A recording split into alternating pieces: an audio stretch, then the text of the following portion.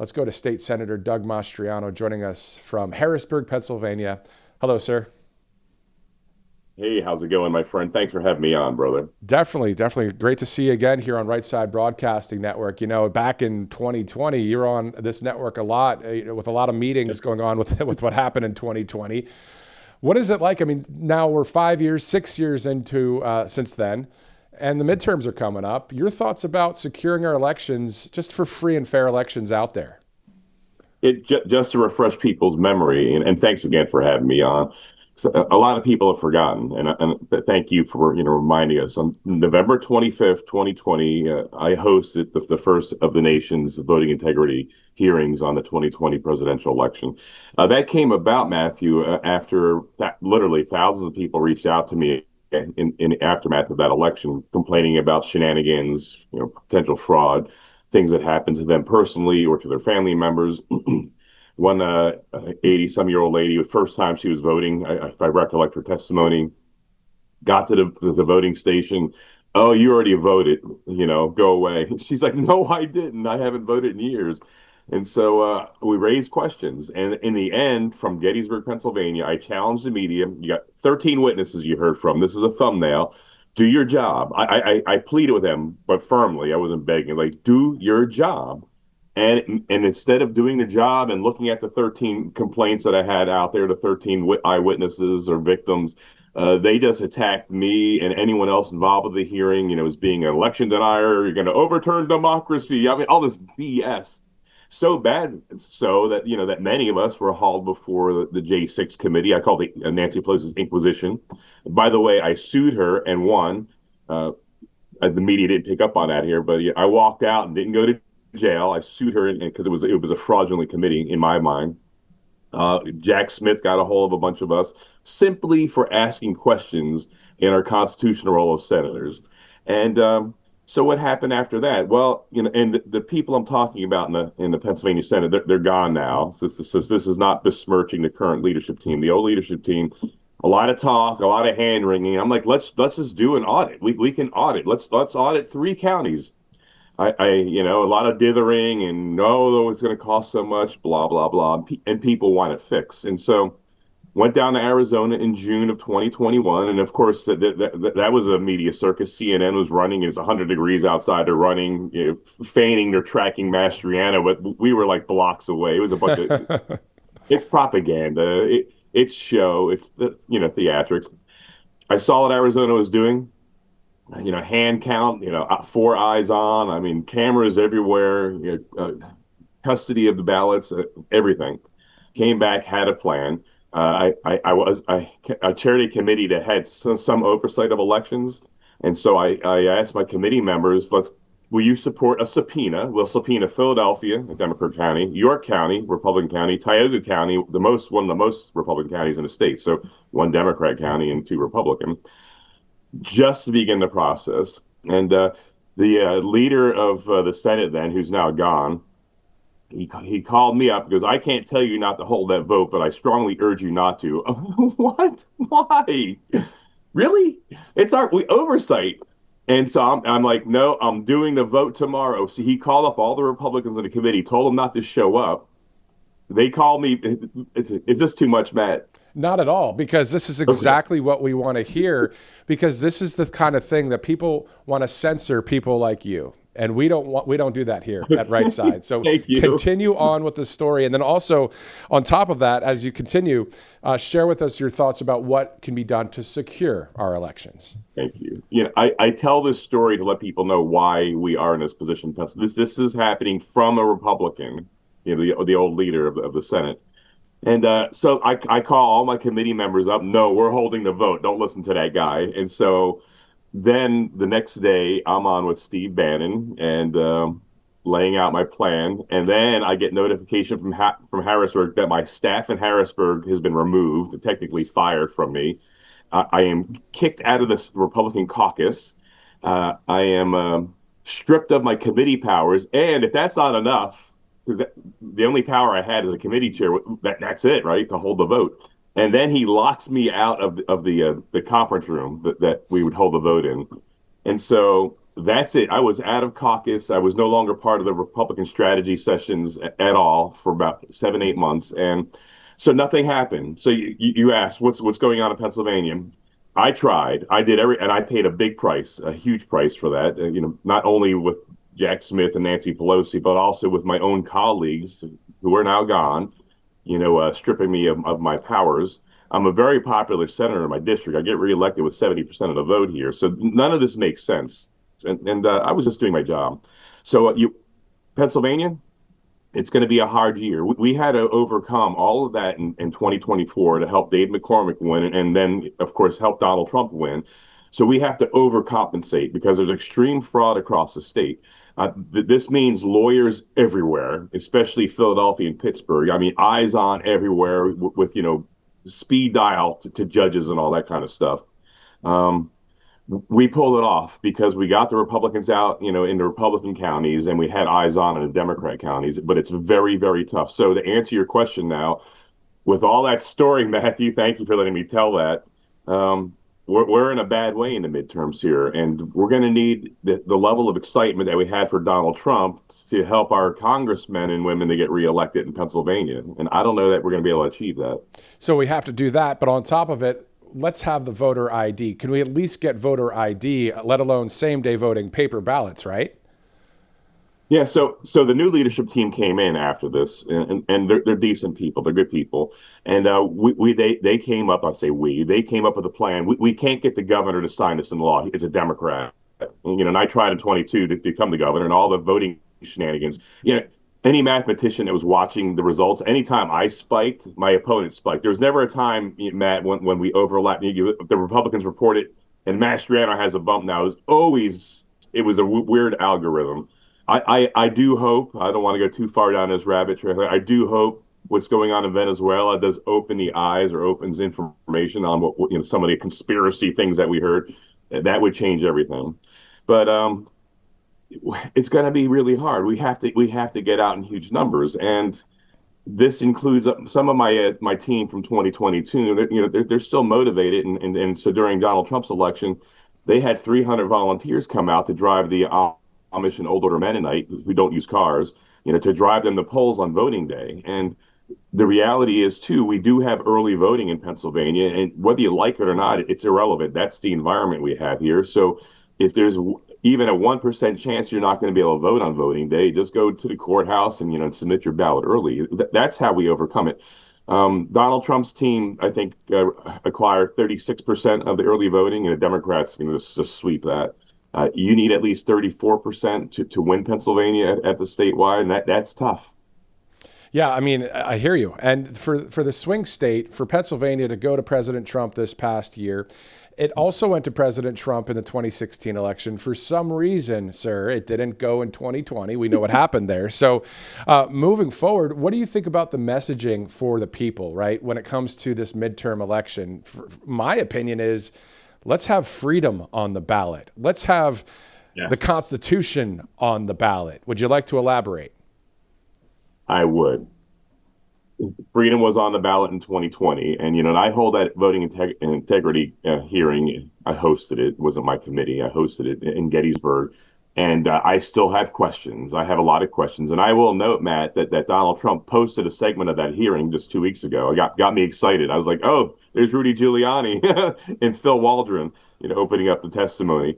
And they were serious allegations. There were serious allegations made, and we don't have any answers because the media is in the pocket of the Democrat Party, and I'm sick of it. They're worthless. I was with a journalist a couple of days ago in Harrisburg, a young person. I'm like, you guys have lost your credibility. And I told the story of the shutdown, the disinformation on the COVID and the shots and all these policies Tom Wolf had, that you can only have a beer if you had a hot dog. Without a hot dog, you'll get COVID, but only till 10 o'clock. I mean, it was so. Wait, hold on. Let's stop there for a second. I did not hear that one. What? Wait, so who said that? At the time, Governor Wolf never was a governor more appropriately named. So he shut down all the bars and all the legions. So you couldn't go and get an adult beverage.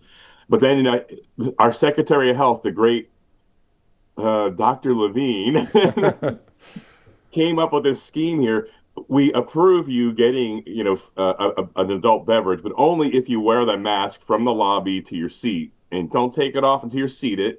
And if you have a hot dog or any kind of food with your beer or whiskey, COVID will pass by you, like Passover. It'll pass over you. But if you get up to go to the you get up to go to the bathroom, you're dead without a mask. But only for 10 o'clock. After 10 o'clock, you're dead even with food. Oh And my then gosh. you can't make this crap up. And then the next week, Wolf comes out with Levine, like, okay, we have work to deal with COVID. Now you can have an adult beverage and a hot dog together until 11 o'clock. But after 11 o'clock, you're dead even with the hot dog. I mean, I had a stand-up routine about this. It was just so ridiculous. But the media, they're foolish. They were just amplifying that propaganda. So the Republican Senate, the new leadership team came in, and we're going to do a constitutional amendment for voter ID. Woohoo! It was the first bill we passed a couple of years ago. And then the House, which had a one-seat majority, one of the Republicans flipped, it joined the Democrats, and the constitutional amendment died. That was our only hope. So our hope now, and I'm pleading with the U.S. Senate in D.C., we need Donald Trump working together with the legislature in D.C. to mandate for federal elections. So if there's a congressman on the ballot or a U.S. senator, that to compel voter ID at the national level. That's our only hope to safeguard our elections in Pennsylvania at this point. I mean, just call it the United States voter identification, the voter ID. I mean, all I of those love it. countries out there that have voter ID, can we at least get that in our country? And then it would be great to have proof of citizenship as well, because then those voter IDs might get handed over to illegal immigrant, the whole nine. So there's a lot that needs to be done, but we have to do it because at the end of the day, sir, the reason why I believe you served in our military and the reason why you ran for governor and the reason why you're in politics and the reason why you're on right side is for the freedom of this nation, isn't it? Exactly. 30 years in the Army, and I'm no hero, but I served with heroes. But that's all I wanted to do, Matt, was to be a soldier. There's a couple of years I flirted with the Marine Corps too. My brothers were Marines, but Army all my life. I hit mandatory retirement date. In my third tour in Afghanistan, I did look in the mirror and I was like, "Man, you're aging quick out here. This is a young man business." And I had a sweet job lined up. Look, all my experience planning strategies, taking down nations, con plans that you can just baffle your mind, helping build a strategy to defend our northern and eastern European allies from Russia. Interesting, before it got ugly out there. And had a sweet job lined up. And I was challenged by a young man. I was doing an interview, my last interview in uniform about Russia. And off air, I'm like, what a waste. I was really feeling kind of down. What a waste. 4 years away from home, all these combat deployments, and my country's falling apart. And this young guy looked over at me off air and said, "Well, Colonel, do something about it." And that challenge from that young man's like, okay, you could go right off into the sunset, have lots of fun in Europe, and good times, rewarding yourself and your wife for your service and all that. But no, you need either stop complaining or get into politics and try to make a difference. And so that's what I've tried to done. But when Matt, and you know the deal, when you stand with integrity, I'm not a perfect person. I struggle with sins every day. But by God's grace, I press forward. But when you walk in that integrity, you do suffer. I mean, I told you that brief story about dealing with the old Senate leadership here and being punished for simply wanting to have a vote on subpoenaing voting records, our constitutional job of oversight. And there's always a price to pay, but it's been an honor to serve in Pennsylvania, to be the candidate in 2022, and to be one of the leaders to reopen the state. And now we have this grassroots campaign, and we're in a conundrum in Pennsylvania because the state party has decided to endorse somebody in September, more than a year out from the election, clearing the field for governor. And how do you motivate the grassroots now when the party insiders have handpicked somebody? And so I think we're going to have a hard time with that as well now. So we're our own worst enemy. When I was assigned in Nuremberg, Germany during the Cold War, one of the sergeant major put on we had a giant mirror on the wall before you went to the parade field to check out your uniform. The days you had to starch everything and shine everything. And he put on there, "Know your enemy," and you're looking at yourself. Sometimes we're our own worst enemy, especially Republican Party. No, hey, and a lot of people are saying, I agree with you. Amen to that. And for those of you that are just joining us, this is the Pennsylvania State Senator, Doug Mastriano, of course, military veteran, great patriot. What I think a lot of people like about you, sir, is that you tell it like it is. And a lot of the system and a lot of the uniparty and a lot of the stuff that is against we the people, They don't like that. They just don't like it. So that's that might be why you've dealt with so much, as you mentioned, with integrity. Let's talk about a specific couple issues that have happened in the 24/7 news cycle. And first of all, thank you for spending the time with us. Can I get your reaction on the fraud discovered in Minnesota? And also, I spoke with Kate Monroe, the VetCom CEO out of California. She said California is 100 million times worse than Minnesota for the fraud. And then also yesterday's deadly incident after that motorist nearly struck an ICE agent who opened fire, killing the driver. So your thoughts about the fraud in Minnesota, what needs to be done there, and then your take on that incident in Minneapolis yesterday. Yeah, I am shocked by the level of fraud. We're talking potentially billions of dollars, by people that we have welcomed from Somalia mostly. That's what it looks like. So Somali immigrants, we welcome them to our country, and they're stealing and defrauding our government and us. They're defrauding taxpayers. Most of this federal money. So this is nationwide, and apparently funneling a lot of money back to Somalia. There needs to be jail time. There needs to be people need to return the money. They need to be, brought down, their houses, whatever. That one dude that came out that runs, another fake child care facility who had that $3,000 glasses on. I wish I could afford that. I Yeah. even can't do that. And there needs to be re-immigration. They need to be sent home in shame after we get the money back from them. You can't do this. They violated our trust. When my grandparents came here from Sicily, there was no handouts. You had to stand on your own. And so, my great grandpa worked on the Pennsylvania Railroad in Philadelphia. I mean, the lowest job you could find. He was running, rails on the tracks, and it was what it was. But he worked hard and eventually got a house as an immigrant. No handouts. Why are we giving handouts to these people anyway? If you're coming to our country, you need to be able to stand up on your own feet here. Why should I subsidize somebody coming over here and potentially taking jobs from other Americans? So I want to see jail time. As to the shooting incident here, I blame this on the mayor of Minneapolis. I blame this on the governor, Mr. Waltz, for the rhetoric that they've been spreading about law enforcement and especially ICE. I mean, we're watching the left-wing media and these left-wing clowns, these politicians here, stoking hatred, and I think that he is complicit in motivating that lady to blocking traffic. She turned her car in a way to block traffic. I listened to some of the interviews of the witnesses. She was deliberately blocking ICE traffic, and when they try to get her to move, she's going to take off and take an officer with her, and you just don't do that. If what arrogance? What would happen to you and I if we accosted a police officer? There'd be no vigils. They'd be like, well, you're stupid for doing that. Don't mess around. Yeah, I mean, it was tragic to see it unfold in that way. But to your point, the video is proof. And that's the thing.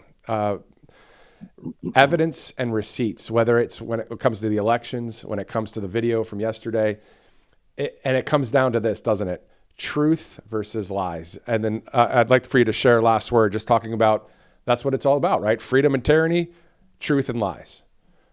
Yeah, thank you for that. In 2020, I'm a state senator, represent about 250,000 people in the south central part of Pennsylvania, Chambersburg, Gettysburg area. And why do I have a national voice? Because we stood up against the mandates from Governor Wolf and now Shapiro. He was the attorney general then. And our motto was walk as free people, John 8:36. If Jesus set you free, you're free indeed. And our motto was, you have to choose, walk as free people. And then I explained, you have to choose. You're being told to mask up. You're being told to get that booster to keep your job. You're being told to shut up. You're being told that it's okay for Levine to take the sick and put them in the elder care facilities where like 70 and 80% of the deaths were as a result of Levine's policies.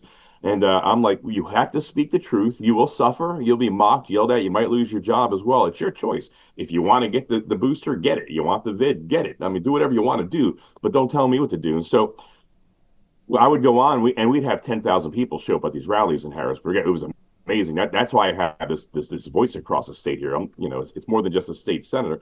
And we have to remember where we came from. I'm like, this is far easier what we're going through, and it was hard. It was very dramatic. People are losing their jobs, but you're not being shot at by an Iraqi, Republican Guard. You're not being, sniped at by a Taliban in Afghanistan. And think about what our fathers and our grandfathers gave up in World War I and World War II, the Civil War, and You got to remember who we are, especially Pennsylvania, where our nation was birthed by William Penn. William Penn prophesied in 1682 that we would be the seed of the nation. He had the longest peace treaty with the Indians. There was no forts, no walls until the French Indian War 100 plus years later. Um, and freedom of speech. He went to jail 6 times because he talked about Jesus and belonging to the wrong church.